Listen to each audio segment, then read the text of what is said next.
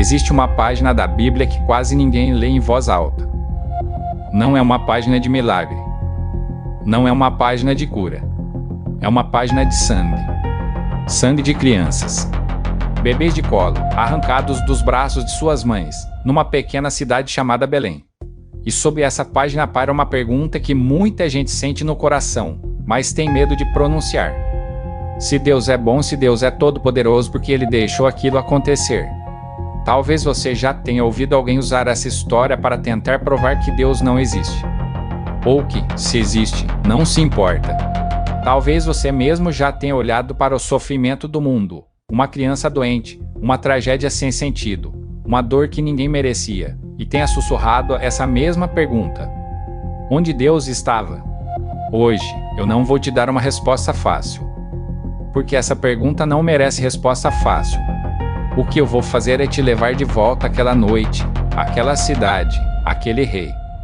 E quando a gente chegar ao fim, eu prometo, você vai enxergar essa história de um jeito que talvez nunca tenha enxergado antes. Mas antes de descermos até Belém, eu te faço um pedido. Se você é do tipo de pessoa que não foge das perguntas difíceis, que prefere a verdade desconfortável à mentira confortável, então se inscreve no canal agora. Porque é exatamente para gente como você que esse trabalho existe. E ative o sininho, porque o próximo passo dessa caminhada não pode te encontrar de fora. Vamos voltar no tempo. Mais de 2000 anos. Até um trono manchado de medo. Para entender a tragédia, a gente precisa entender o homem por trás dela. E o nome dele era Herodes. Herodes, o Grande. A história o chama de grande, mas não por bondade. Era grande em ambição. Grande em construção. Foi ele quem reergueu o Templo de Jerusalém numa escala que deixara o mundo de queixo caído. E grande, sobretudo, em uma coisa: o medo de perder o poder. Herodes não era nem mesmo um rei legítimo aos olhos do povo. Era um idumeu, um estrangeiro colocado no trono pela força de Roma. Ele governava a Judéia não porque o povo o amava, mas porque o império sustentava. E quem chega ao poder pela força vive com um terror constante de que a força venha buscá-lo de volta. A história registra do que esse homem era capaz quando se sentia ameaçado. Ele mandou matar a própria esposa, Mariane, que ele dizia amar. Mandou executar 3 dos seus próprios filhos por suspeita de conspiração. Havia até um ditado que circulava no império, atribuído ao imperador Augusto, dizendo que era mais seguro ser o porco de Herodes do que o filho de Herodes, porque, sendo judeu, Herodes ao menos não comia carne de porco, mas matava os próprios herdeiros sem hesitar. Esse era o homem. Um rei que dormia com a espada ao lado da cano. Um rei para quem qualquer rumor de um trono rival era uma sentença de morte. E foi a esse homem que, certa noite, bateram à porta uns visitantes vindos do Oriente. Magos. Estudiosos das estrelas. E eles fizeram a pergunta mais perigosa que se podia fazer naquele palácio: onde está aquele que nasceu rei dos judeus? Repare na palavra. Nasceu o rei. Não foi feito o rei. Não foi coroado. Nasceu. Como se o trono já lhe pertencesse por direito de nascimento, algo que Herodes, o usurpador, jamais poderia reivindicar. O Evangelho de Mateus diz que, ao ouvir isso, Herodes se perturbou, e com ele toda Jerusalém. E aqui está a primeira chave que muita gente perde: a tragédia de Belém não começou com Deus. Ela começou com o medo de um homem que amava mais o seu trono do que a sua própria alma. Guarda essa ideia, porque ela vai ser importante lá na frente. Herodes fez o que homens assim sempre fazem. Fingiu. Chamou os magos em segredo.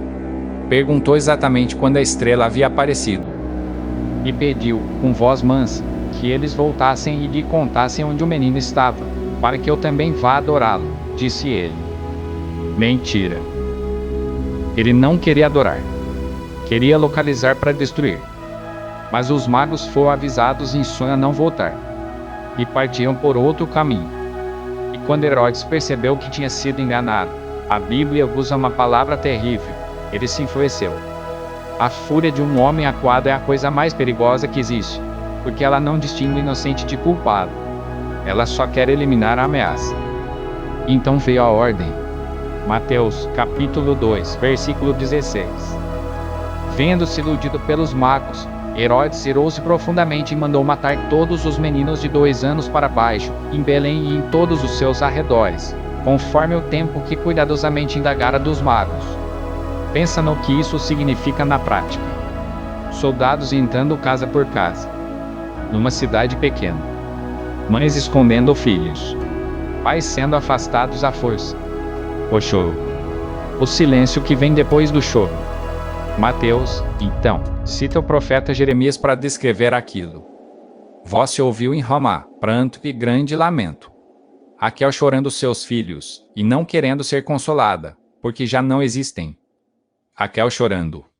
Uma mãe simbólica de toda uma nação, chorando filhos que nunca mais voltariam. Agora, eu preciso parar aqui um instante. Porque é exatamente neste ponto que a maioria das pessoas comete o erro que dá título a este vídeo. Elas leem essa passagem e perguntam, por que Deus mandou matar esses bebês?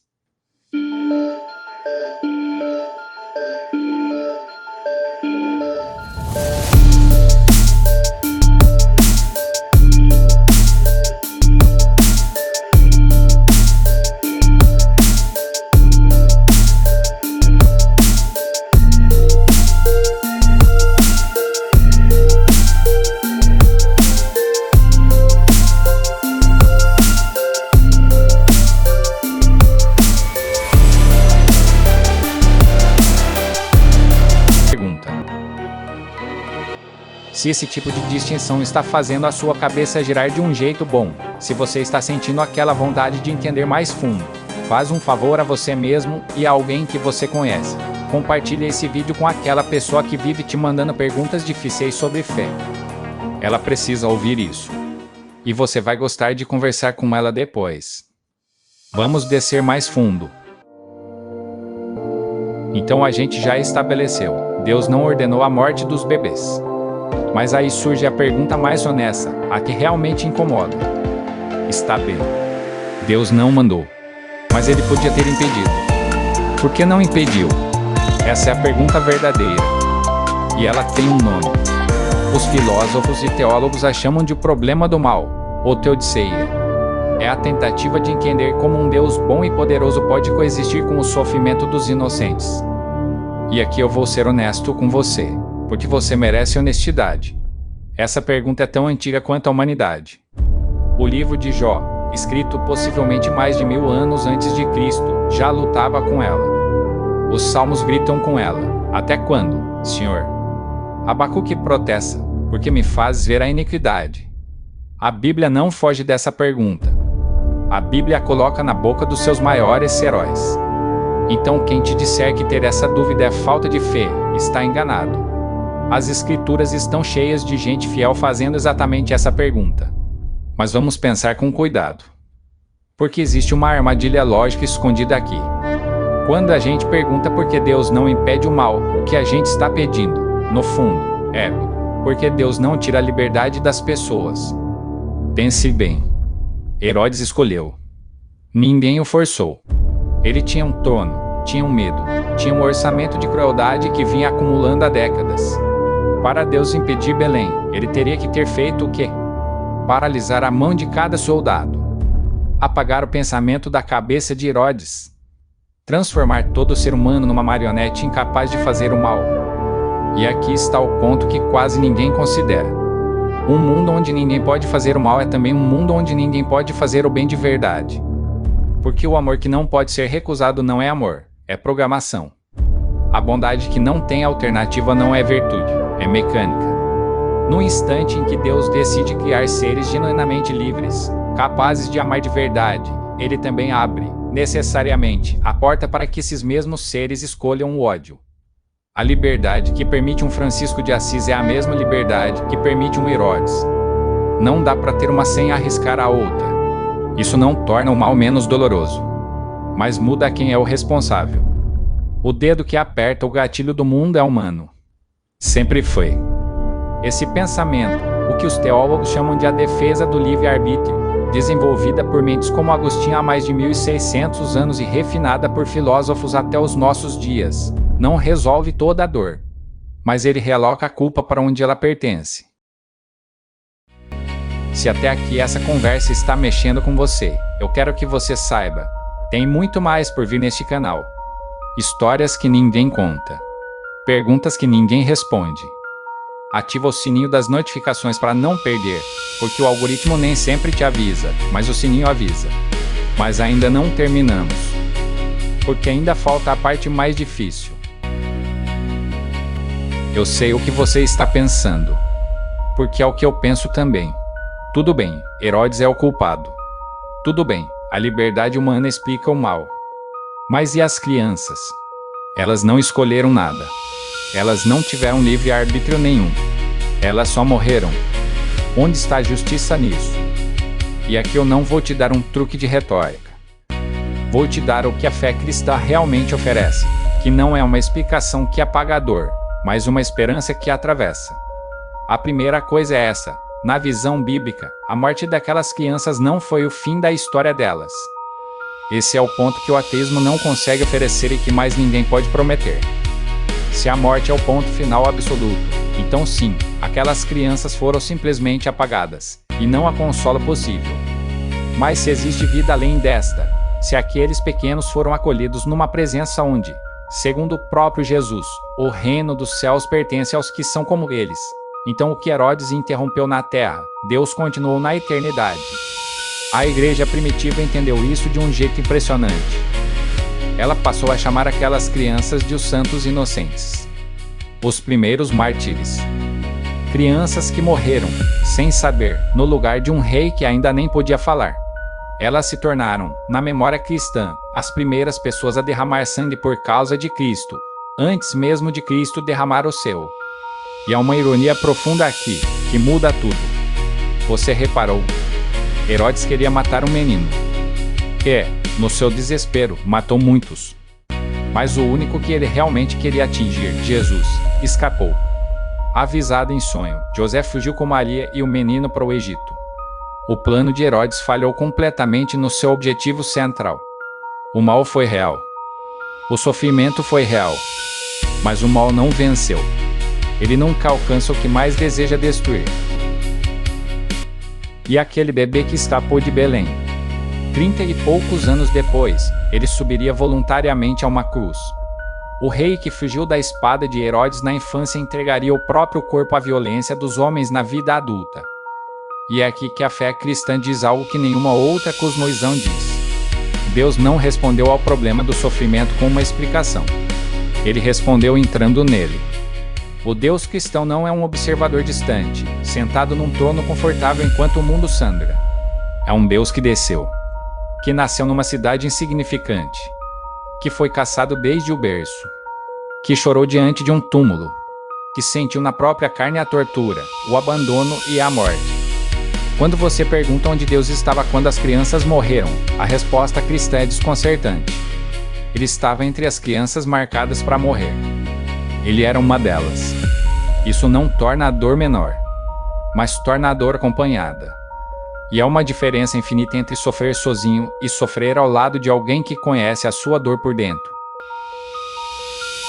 Talvez você tenha clicado neste vídeo por curiosidade, pela polêmica do título, mas eu suspeito que algumas pessoas chegaram até aqui carregando uma dor própria. Talvez você tenha perdido alguém. Talvez você tenha vivido uma injustiça que ninguém reparou. Talvez você ainda esteja, neste exato momento, sussurrando aquela pergunta antiga. Onde Deus estava? E o que Belém te ensina é isto: a ausência de uma resposta fácil não é a ausência de Deus. O fato de você não entender o porquê não significa que não exista um propósito que você ainda não consegue ver. Os pais de Belém não viram. Eles enterraram seus filhos sem saber que, a poucos quilômetros dali, um menino crescia que um dia derrotaria a própria morte, inclusive a deles. A fé não é a ausência de perguntas. A fé é continuar caminhando no escuro, confiando que a mão que te segura conhece o caminho que os seus olhos ainda não enxergam. Se essa mensagem chegou em você hoje, e eu acredito que ela chegou em alguém de propósito, então faz 3 coisas comigo, sem pressa, mas de coração. Primeiro, se inscreve no canal. Não pelo número, mas porque essa caminhada é melhor acompanhada. e eu quero te encontrar do outro lado do próximo vídeo. Segundo, compartilhe isso com alguém. Você conhece uma pessoa que está fazendo essas perguntas agora, que está com raiva de Deus, ou em dúvida, ou simplesmente machucada. Esse vídeo pode ser a conversa que ela precisava ter e não sabia com quem.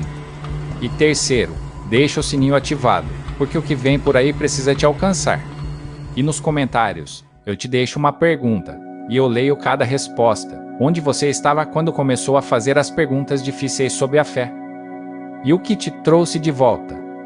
Porque a sua história pode ser, para outra pessoa, exatamente o que Belém foi para mim, a prova de que, mesmo na noite mais escura, a luz já estava a caminho. Ela só ainda não tinha chegado. Eu sou parte da sombra do Altíssimo. E enquanto houver perguntas, a gente vai continuar buscando as respostas juntos. Até o próximo.